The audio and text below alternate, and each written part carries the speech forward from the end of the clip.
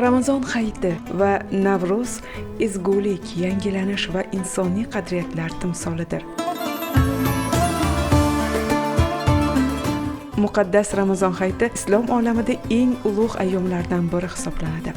Bir oy davom etgan muborak Ramazon oyida inson qalbi poklanib, sabr-qanoat, mehr-oqibat va saxovat kabi fazilatlar yanada mustahkamlanadi.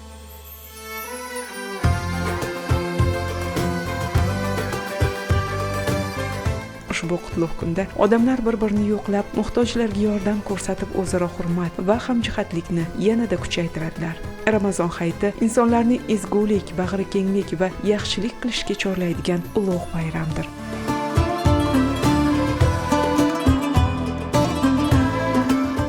Shu bilan birga muborak Ramazon oyida ham Davlat kadastrlar palatasi tizimida faoliyat yuritayotgan kadastr xodimlari hamjihatlikda faoliyat olib borib, yurtimizda amalga oshirilayotgan xatlov ishlarini sidq-dildan davom ettirish bilan bir qatorda xatlovda kirgan har bir xonadon egalarini Ramazon oyi bilan qutladilar.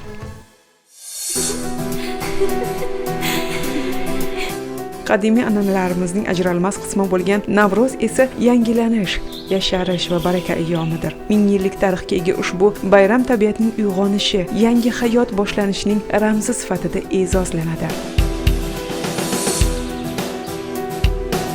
Navro'z kunlarida yurtimizda mehr-oqibat, saxovat, hashar va xayrli ishlar qilish kabi ezgu qadriyatlar yanada keng namoyon bo'ladi. Ushbu ayyom xalqimizning birlik, do'stlik va bag'rikenglik an'analarini yanada mustahkamlaydi.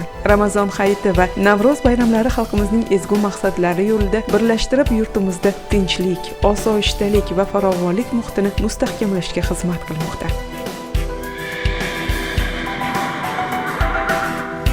Davlat kadastrlar palatasi yurtdoshlarimizni ushbu qutlug' bayramlar, Ramazon hayiti va Navro'z ayyomi bilan samimiy muborakbod etadi. Barchangizga mustahkam sog'lik, oilaviy baxt, saodat, xonadonlaringizga fayz va baraka, yurtimizga esa tinchlik va ravnaq tilaymiz. Bayramlaringiz muborak bo'lsin.